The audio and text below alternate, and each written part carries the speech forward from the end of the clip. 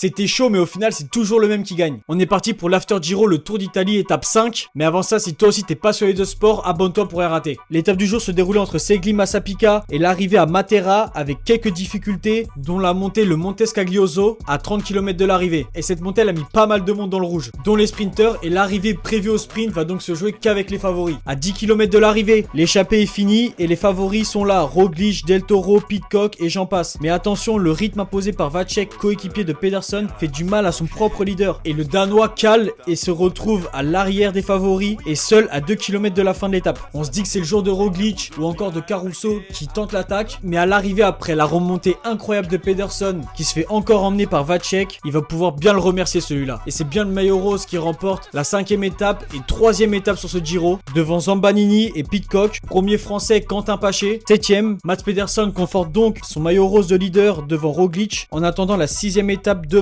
qui sera l'une des plus longues avec 227 km et quelques difficultés. Ça va être dur.